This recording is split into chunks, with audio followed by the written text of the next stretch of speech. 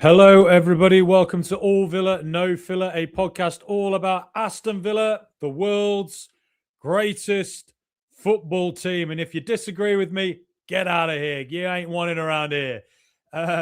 Look, big news. Aston Villa have signed Tammy Abraham. Come on, look, we're all bloody delighted to see Tammy back, aren't we? Look at that handsome face. He's gone away like Homer's Odyssey, like Odysseus or Ulysses in the Odyssey. He's gone away and he's come back. He's a different man. He's got quite a lot of experience, that he didn't have previously. But now he's 28 years of age. He's got a lot of experience behind him. He's played at some top clubs like obviously Chelsea, Roma, and AC Milan, and now Besiktas as well. But I'd say a few people might be wondering, why did Aston Villa sign Tammy Abraham? Isn't he, a bit of a yesterday's man, or is he better than Daniel Marlin? But as I've talked about, ad nauseum on this podcast, I think that he's coming in because he's a very different profile to Daniel Marlin. Daniel Marlin simply on his own up front in the Premier League doesn't have the physical requirements to do it. He is a direct player. He's very physical. He's a very good player, but I just don't think that he was different enough to Ollie Watkins as a backup option. And to be quite frank, he never quite broke his way into the first 11, did he? Tammy Abraham, what does he bring? Well, talked about it before. Look at this. It's those aerial duels, blocks and clearances. One of the top strike. These are his stats compared to other strikers, right? So, but look at his sort of defensive stats. Obviously, that could suggest he presses high and he's very good at that. But it could also suggest that he's, a player who's used in defensive scenarios. So he comes back and defends corners, defends long throws. And in the Premier League, given the fact that so many teams seem to have regressed back to some of the most garbage football we remember from 20, 30 years ago, they're just sending long throws in and relying on set pieces. Having a Tammy Abraham in that context is very, very useful. But what he can do defensively, in attack, is also incredibly useful because those aerial duels is one of the top strikers you're going to get in that context. And therefore, what it means for Aston Villa is that, as I mentioned before, when Villa want to go long and get past a press, so like a Liverpool at Anfield, as we found when we lost 2-0, we didn't get past that press well enough. Manchester United at home, when they pressed us very, very high, we went long. Newcastle away the other day, we went long and direct.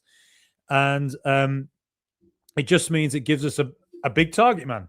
And therefore, that's one way of getting around teams that press really high. And that was one theory I made during the summer, wasn't it? And one that's surprisingly, maybe I just talk a load of rubbish all the time, right? But it was one thing that I sort of can look back on and say I kind of called that one because it was at Fulham away where it twigged for me, or Fulham at home, sorry, where it twigged for me when we won 1-0 towards the end of last season, and Fulham pressed us really, really high.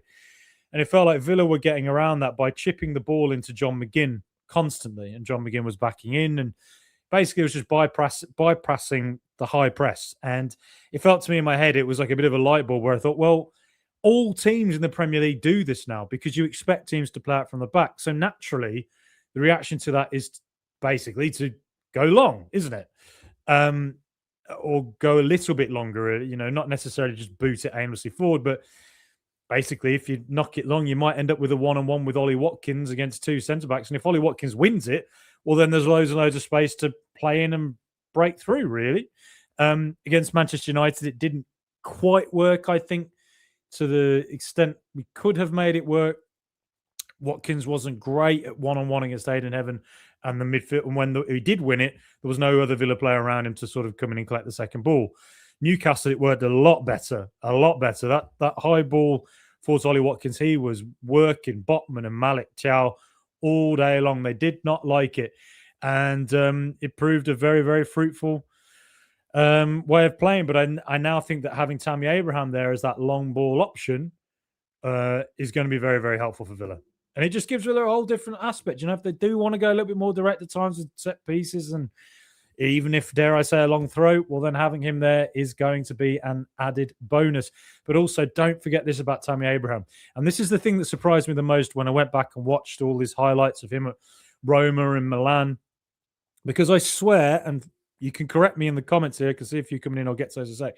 Correct me in the comments if you want. But I feel like I remember him at Aston Villa being a player who was predominantly, yes, he had great link-up play. Yes, he's a back-to-goal player.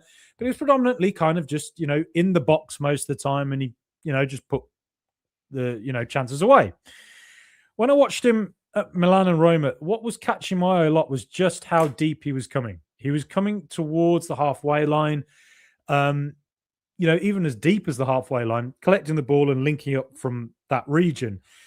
So maybe there's a world in which Watkins and Abraham even play up front together. And maybe Watkins goes into the out-and-out number 9 role and Tammy goes into that number 10 role. And Tammy ends up just being kind of like a link-up player. And who would put it past Professor Unai Emery to look at Tammy and think, maybe I can work with you in a way that nobody's ever worked with you before? And as Luis Miguel Echegaray said during our interview the other day, Tammy Abraham has never worked with Unai Emery. He's never worked with a coach like that before. And Unai Emery's track record throughout his, managerial career is to work with players who are a little bit, sometimes maybe you think they've had their heyday.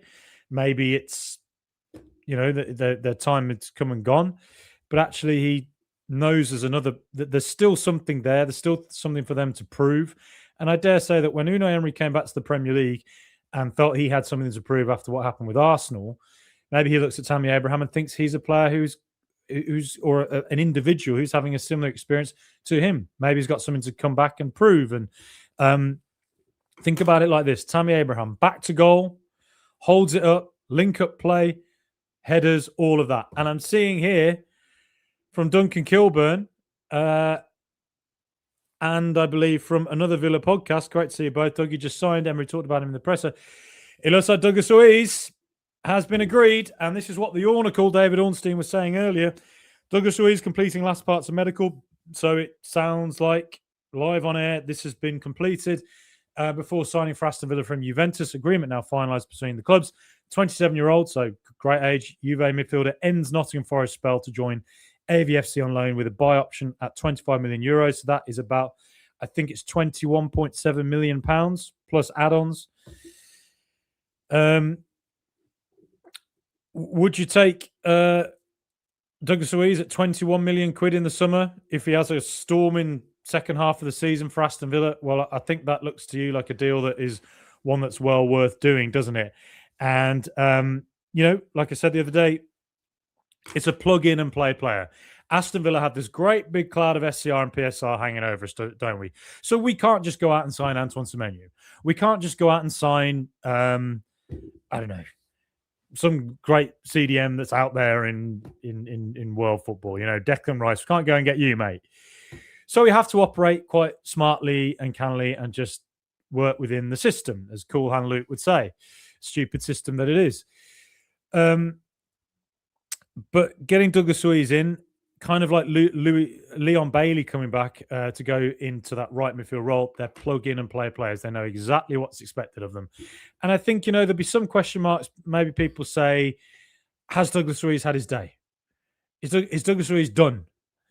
I think my counter to that would be, yes, we don't know. And it's probably going to take him a couple of weeks before we get to know exactly where Dougie is at. And it's going to take him a couple of weeks to get really back up to speed. But I think what you could say is that, yes, he's not had a good time at Juventus. And quite frankly, the move has been a disaster. It was a disaster from day one. I think he gave away a penalty in his first few games, penalty given away, cost them. And it felt like he never quite won the trust after those first few poor games for Juventus last season. Then he's gone to Nottingham Forest and he's gone into a basket case of a scenario. So where I would defend Douglas Luiz is here. He went into a Juventus that is going through an identity crisis, I believe. Juventus are not the Juve that we have all known, in the past, the one that won Serie A 8-9 years in a row. They've not won it for 5 years. And to be quite frank, they've not been anywhere near first, even second in Serie A in the last few years. That's been Napoli, it's been Inter, they're the clubs, and Atalanta. They're the clubs that have been a bit closer to the top. Juve have been a bit by the wayside. And I think Douglas Luiz went into a scenario in which Juve are a team still trying to find their identity, and he went into a scenario where Thiago Motta was the manager. Now, Thiago Motta plays a very different style to Unai Emery, extremely different. So what Douglas Luiz was required to do at Juventus was different to what he was asked to do at Villa. That takes time to adapt to. And unfortunately, Juventus clearly didn't feel that, they were willing to give him the time to adapt. And obviously that's on him as well for not performing when he was given the opportunities. But Thiago Motta was sacked fairly quickly last season. So he's played at a team where a manager signed him, he's gone, the manager lost the faith of the board quickly, and maybe the manager who came in and replaced him didn't have the faith in Douglas Luiz because he hasn't quite performed that season. So Luiz has undergone a real crisis moment last season, having gone from being the main man at Aston Villa for quite a few years. Gone to Nottingham Forest on loan, went and joined Nuno Espirito Santo, sacked within 2 games. Ange comes in, loses all 7 games, and Ange is a complete whiplash style of football to what Nuno Espirito Santo is. So whatever Douglas Luiz was expecting when he went to Nottingham Forest, well, it went out the door as soon as Ange came in. And that didn't work at all because clearly none of the players took to Ange or could adapt to his style because they lost every single game that he was there. I think it was 7 games. And then he's gone. And then in comes Sean Dyche. You're Douglas Luiz and you're a technically gifted centre midfielder and you've gone from playing with Unai Emery, one of the most, gifted, I would say tactics-minded coaches you're going to get in world football, to a Juventus team that's going through a crisis and a Thiago Motta system that is so extraordinarily different to what you had at Aston Villa. And then you've gone in and then you've got all of that basket case for us. Then you've got Sean Dyche. What do you think midfielders are asked to do if they're in a double pivot for Sean Dyche in a 4-2-3-1? They ain't asked to do what they're asked to do at Aston Villa. At Villa, what you'll get is Douglas Luiz, Yuri Tielemans, Boubacar Kamara. They'll come deep and they'll ask for the ball off the centre-backs, right? They'll turn, and if they see there's no option on, they play it back to a fullback or they play it back to a centre-back. And they just keep ping-ponging it between themselves, right? And they keep passing it and they keep showing the patience until they sense the moment has arrived in which the gap has opened up and the perfect pass is on to just out to your CDM or out to a number 10 or out wide. And suddenly the ball is further up the pitch. So that's how Villa operate, right? Douglas Luiz has not been asked to do that with Sean Dyche. With Sean Dyche, what he'll be asked to do is look at the centre-backs and admire how the ball has gone right over your head, direct into the centre forward, the big tall centre forward, or it's just been knocked long into a wide player. And as a midfielder, just hassle the opposition and just try and maybe play the ball a little bit, but by and large, it's more defend well and watch the ball go over your head direct, and you yourself play it direct. I'm sorry, but I mean, what the hell that does to a player like Douglas Luiz? Liberate the man. So Douglas Luiz is coming in, and I would argue, yes, he's come off the back of a bad time of it, but he's coming in and he's coming into an Aston Villa where he must love playing for us, and he must feel liberated and just go, thank God. It's breaking up with your girlfriend back in the day, and then you go away for a year and you think, gee whiz, the one who got away, what was I thinking? And you run straight back into their arms because it ain't getting any better than what it was before. And that's how Douglas Luiz is with Villa. And I can't help but think that surely, hopefully, he'll feel liberated and willing to or capable of playing to a standard where, it's not too dissimilar to what he was 2 years ago when he played 35 games for Villa, got 9 goals in the Premier League and 6 assists. And boy, do we need it. Boy, do we need it, given the fact that Tielemans is out, Kamara's out and John McGinn's out. And remember, with Douglas Luiz, he can play a variety of roles. If he has to play CDM, it's not his ideal position, but he can do it. I don't think he'll play there for Villa, given we've got both Bogard and Onana. I like to think that we won't end up in a situation where we need to play him in CDM, please God. But he can. But it's primarily the Tielemans role, isn't it? It's that the old Douglas Luiz role. Come, collect the ball from the defence, turn and just be that metronome in the middle who works the ball at the pitch. But he can also play as a number 10. We've got that option as well. And I dare say we might see him in the number 10 role a little bit more than we used to see him there under Unai, because Before, when Unai Emery used to play a centre midfielder in the number 10 role, it was always Yuri Tielemans. So Tielemans was in the 10 and Luiz played in that deeper role. I don't really remember off the top of my head Luiz ever playing that 10 role. I wonder if we might see him play it a little bit. I think it's something we could see him play a little bit, given the fact the numbers are so low, and therefore Luiz can play in that John McGinn role on occasion. But I just want to take a look at what I wonder could be Villa's main starting lineup over the next February and March. And I'll show you before I do that, I will show you the fixtures. I'll be Salzburg tomorrow. I'll be there. Let me know if you're there. Brentford at home on Sunday. Then it's followed by Bournemouth a week later away. Brighton at home on the Wednesday. Newcastle in the FA Cup. So you'd imagine we'll rest a few players then on the Saturday. So 3 games in pretty much 5 days. Then it's back to 21st of February, Leeds at home. So let's face it, it could have been worse. A lot of home fixtures there. That's probably ideal for us given our injury load. Wolves away on the Friday night. Chelsea on the 4th of March at home. And then you would get the international break. Then it's United away, West Ham at home, and Forest away in April. Now, what I would say is, and between there will be Europa League games as well. But what I say is that, so Unai has said it'll be 6 to 8 weeks for McGinn. It'll be 8 to 10 weeks for Tielemans. So what you have to assume is that both of those players will probably be looking to get back by around Aston Villa, West Ham on the 21st of March. I would like to think McGinn is a probable, almost definite for that game, that he's at least on the bench. Forest, Aston Villa is when I would like to think Tielemans might be targeting. Maybe West Ham, but Forest at least in early April. And if Douglas Luiz, who has a good track record with injuries, touch wood, it stays that way.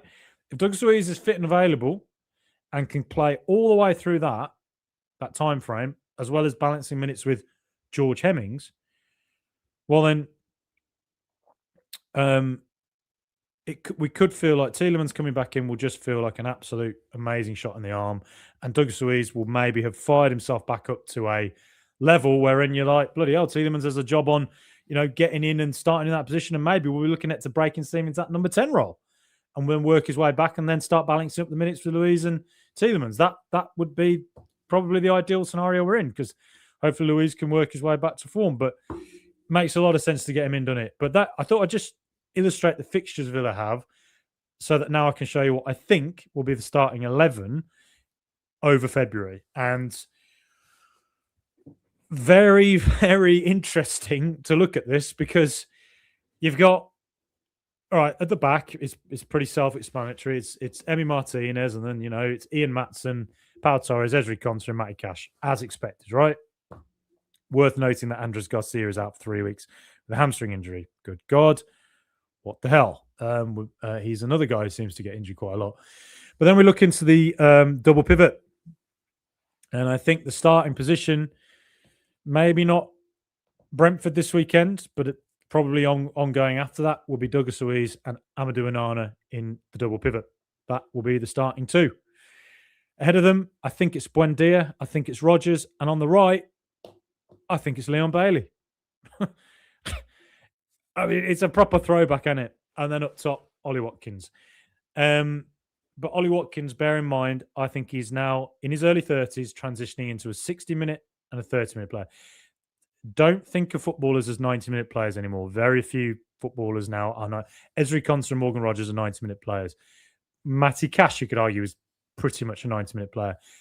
But by and large now, you look at most football players and you think, particularly as they start to get to their 30s, they're 60-minute, 30-minute players. And I think Tammy Abraham and Ollie Watkins are going to be that. And I think there will be games in February where Tammy Abraham starts and Ollie Watkins does the 30 minutes at the end and does what he did against Chelsea, comes on and wins the game for us with 2 late goals. But then I think there'll be a lot of games as well where Abraham comes in and starts, and Watkins starts and Tammy Abraham comes in for that final 30. But I'd be very interested to know, it's just a theory, whether there are games where Buendia gets a little bit of a break, Rodgers goes out to the left, and Tammy Abraham goes into that number 10 role, and then Gesson operates as the potential 30-minute player for Watkins, and Gesson goes more central and goes up top because it's where he's played before. Because my theory is now that the right midfield role, well, it's Sancho and Bailey. They just look like more natural right wingers than Evan Gesson does. Gesson is a central player. His best moments for Nice last season were always in that central area around here, on the left, or in that number 10 position, or as a striker.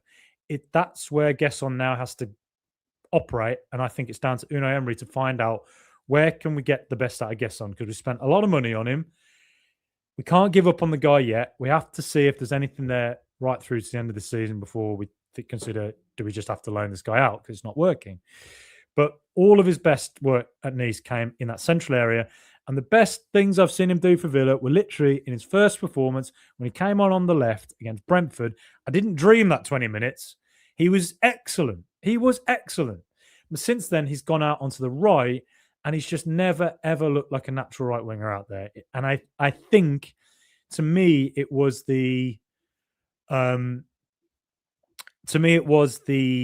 Everton at home game where he came on for John McGinn, played on the right, and I just can't help but think that Unai Emery looked at it and thought, I just don't think it works out there.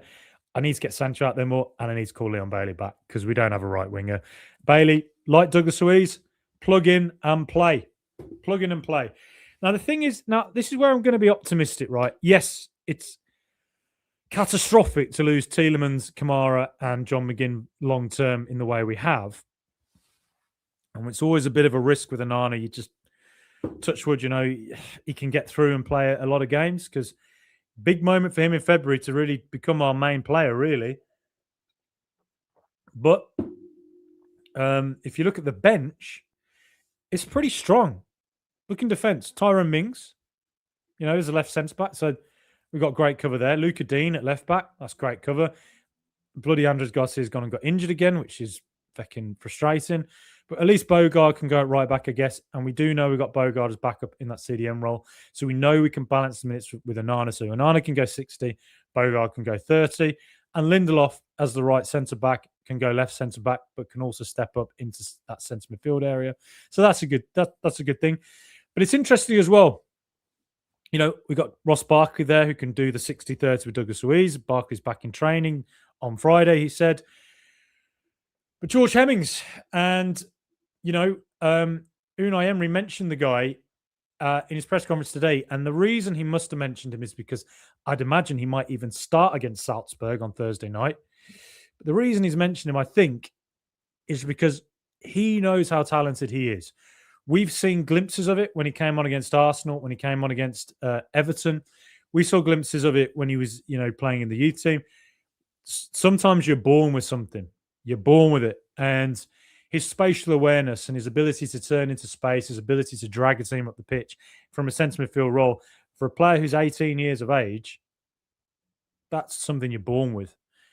You can be coached to get better and better and better, and you can play minutes in the first team to get better and better and better. But there are just some things you have or you don't.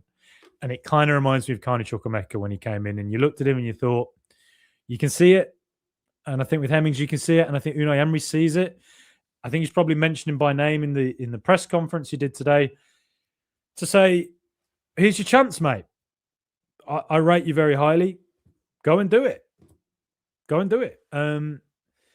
You are, and prove to me why I rate you as high as I do. So I think that's a key one to watch over February. Hemmings gets more minutes, and every now and again, from adversity springs, opportunity, and Hemmings is that player, I think, and Bogard as well. Bogard will get more minutes as well. So interesting to see how they do. And then obviously we've got Bizot and we've got Sancho as well. So I've put Elliott up in the top right because I just don't think Elliott's going to feature at all, to be honest. I think he's a break glass in case of emergency situation.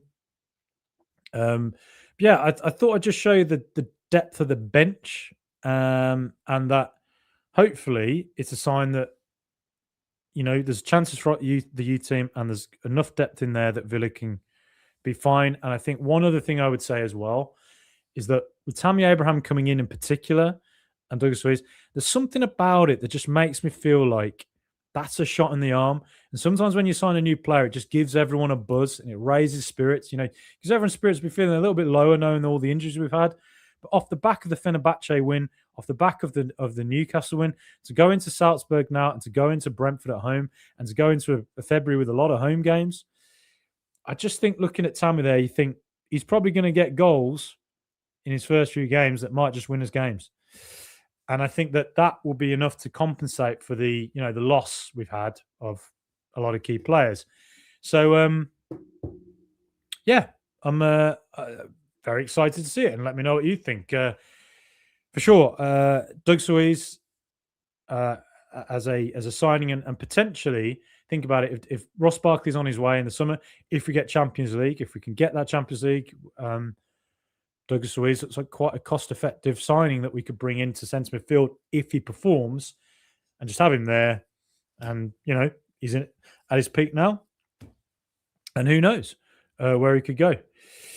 But anyway, I'll just quickly get to the comments. But please please subscribe. Let me know if you think there'll be any more signings. I'm somewhat. I don't think so, just given the SCR PSR thing we're under. But I don't want to go on for too long. But Lee Johnson obviously saying that picking up on guests on the other rumours Palace are interested in him. Yes, he was mentioned in reference to. I mean, they tried to get him in the summer. He was mentioned in reference to potentially signing Mateta. Villa are not signing Mateta, so therefore, I think the truth of the matter is, I don't think Gesson is going to go. I think Unai Emery wants to work with him and see if he can get anything for him. Swap Gesson for Wharton. Yeah, Adam Wharton, he'd be an incredible signing for anybody. I have a feeling he'll end up being it'll be Liverpool, somewhere like that, possibly. Liverpool, Chelsea, United, maybe even City. It'll be somewhere like that. I don't think we're going to be in for Wharton. Another Villa podcast. Great to see him, mate. Guess the best position in the car park, working as a parking attendant. Yeah, I mean, look, he's not played well. He hasn't done well, but I think the way I'll put it is that there's a lot of Villa players in the past that we've all looked at before and thought they're useless, not doing anything. Think about Juan Pablo Angel when he came in January of 2001. And then right through to April, the man was useless. Everybody forgets that. Juan Pablo Angel was useless for 3 months. He looked like he couldn't kick a football. And then one day he just turned up against Coventry at home, scored a goal, and it all clicked. And it all came together. And I think next season he scored a load of goals, didn't he? He scored, I can't remember the exact number, but it was a lot. And sometimes it just takes players to adapt and get used to it. And coming into work with Unai Emery, Anana and Maatsen were relatively slowish starters. It's only now they're really looking value for money. I guess I think just let's see if Unai puts him central. Let's see how he does. Just gotta see what he's up to, really. As Mr. Teplit says, I think Emery still sees something in Gesson that didn't want to include in any swap for Tammy or elsewhere. Yeah, I think that's it. I think he does. I think in training there must be something he's doing. And given how good he was in Nice, and given the fact all these European podcasts as well that I listened to over the summer before Villa signed Gesson were saying, is there a player that sticks out in Europe that you think is a gem? And I heard at least two say Evan Gesson. Scored a lot, created a lot for Nice last season in a very physical league, but playing in a central area, not as a right winger. I think it's time that Unai Emery gives him that opportunity to go central. But we'll see. We'll see. Have you spoken about Doki from Union Berlin being linked with a move? I saw that. Yeah, I saw that was a link. He's in the last 6 months of his contract. He's the cousin of Lamar Bogard. Could be a very astute signing. Yeah, he's a bit younger. Never seems to miss games. His playing record is very, very good. Big, tall guy. So, it's not bad to have a big physical profile in defence, is it? Big and tall and can do a job. I can't remember off the top of my head whether he's a right or left centre back. I veer towards thinking he's a right centre back. If he's free and available and he's at a good age, why wouldn't Villa be interested in him? Because if you look in that right centre back area, yes, we've got Lindelof, but he's in his 30s now. So there's only so far he's going to go. If you're getting somebody who can come in to be backup to Ezri Konsa, and maybe can even go to right centre back and maybe even left centre back as well, to go in and to bring somebody in like that who might be cost effective. He wouldn't be on the biggest wages either, given the fact he's at Union Berlin in the Bundesliga. It might not be the worst deal in the world at all. And that's somebody I'll look a little bit more into. Just seeing if Sancho plays v Salzburg, Bailey might start v Brentford. Yeah, I think Bailey's going to start against Brentford is my guess. If I want to have a quick look at what might be the team tomorrow, I'm going to say Lindelof starts over Ezri. Down you go, Ezri. You ain't there. Bizot over Emi Martinez. I'd say Bogard goes into the centre-back area, in centre CDM, sorry, and Onana in there, and the other midfielder. Well, it ain't going to be Dougie. I don't think he can play tomorrow. Barkley's not fit yet. I'm going to say George Hemmings goes in. And that's why Professor Uno mentioned him. I think it's a big chance for George Hemmings tomorrow to start. I'm going to say Rodgers starts because he always starts. And I'd say Buendia maybe, just to ensure that, we've got a little bit of something up top. And I'd say Watkins starts, or maybe then Gesson goes into that 10 role, or Gesson goes on the left. And Buendia. Well, look, all right. Okay, Sancho right. I'll say Buendia. Oh, tough choice there. Does he give Gesson the start from in a central zone to give him an opportunity to show what he can do, or does he put Gesson on the right again, put Sancho on the left, and Rodgers in the number 10? Either way, I think Gesson, Sancho, and Rodgers start with Watkins up top, and then at the back, I'll say Luca Dean over Maatsen. Now that bloody Garcia's got injured again, Cash is going to probably have to start, for Christ's sake. Don't want that, unless Professor Unai puts Konsa at right back for 60, maybe, to balance up the minutes, because he doesn't want Cash playing for that long. And then Powell maybe starts. It's going to be Mings in it. Going to be Mings. Can't even see where I've put Mings. Where are you, mate? Well, whatever. Yeah, there you are. Mings. Right. All right. Well, there we go then.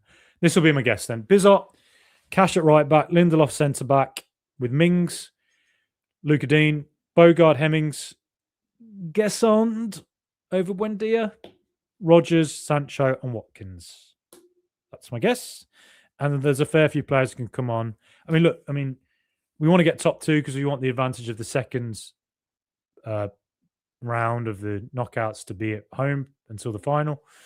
But on top of that, if we don't get it, it's not the end of the world. And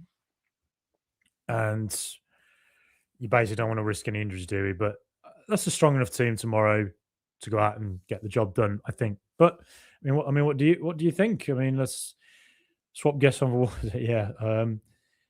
Abdul Hanan. Hi, Frankie. Do you think when needed, Powell can play his Kamara role as his defensive and can be a ball playing CDM? Mings can cover his role in defense. I think that absolutely Pau Torres has the ability to do that. I think Lindelof is probably the one that's going to be put up there just because he's the one who's played in that position more for Villa and probably in the past. I don't think I can recall Pau ever playing in that CDM role in his career. He may have done it at Villarreal on times, but I certainly think he's a player who can do it. He's always reminded me of like a Busquets type. I dare say the only reason he's not playing in that advanced role, maybe he's not quite quick enough on the turn with his back to goal. But certainly if he was able to play CDM and most of the game was spent with him looking forward instead of having to look back and turn, certainly his ball distribution is good enough for that role, definitely. But I don't think we'll ever see him out there, really. Allison, Tammy, and Louise are not registered for Europe. This is Lee Johnson. Yeah, I'd imagine Tammy and Louise will be registered for this for the knockouts. But yeah, we won't see either of them or any of them against Salzburg for sure. Just see if there's any more comments. Could you try it through at the back? Says Paul D. If Hemmings and Bogard starting, you could. I mean, maybe we could flirt with that. I mean, we never play through at the back under Unai, and I think he's very reluctant to move away from his system. But if there was ever a game where you could potentially try it, this might be it. But we'll see. I mean, look, Salzburg haven't been doing well this season. They're not in the. I think they're in the bottom relegation zone in the Europa League. Lee Johnson was annoying because I was looking forward to potentially seeing Garcia start annoying. He's got yet another injury. Yeah, very frustrating. It is.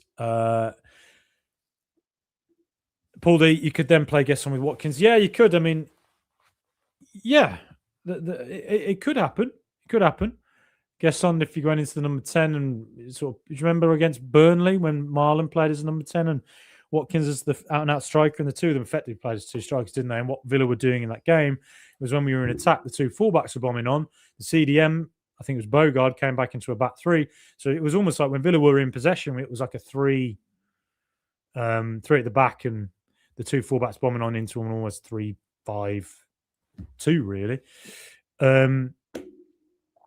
Yeah, that's certainly something we could do. Jimo Loba, yeah, I didn't mention him, did I, Mr. Set Bits, over in Finland, Blood and Jimo. And Jimo could get some minutes tomorrow, for sure. And, he got minutes against Arsenal. Unai Emery clearly rates him high enough that he can do it. So, yeah, why not? I will leave it there. But thank you, everybody, for listening, watching. Please subscribe. Just hit that subscribe button on YouTube. That would be massive to help keep on growing. We're on the race to 5,000 subscribers. If you're listening online, please follow us on Spotify, Apple, wherever you get your podcasts. Just click that follow button, and please 5-star reviews help us massively on the phone app, on Spotify, and on Apple as well. But as I say, please hit subscribe on YouTube as well. Anyway, there we go. Thank you, everybody, for listening, watching. Douglas Luiz, Tammy Abraham. That is a real shot in the arm for Villa. They're both coming here with something to prove, and they're going to be working with one of the best coaches in world football in Unai Emery. What is there not to be excited about? Tell you what, man, something good's coming at Villa. It's all been going well, but the best is yet to come. Up the mighty Villa.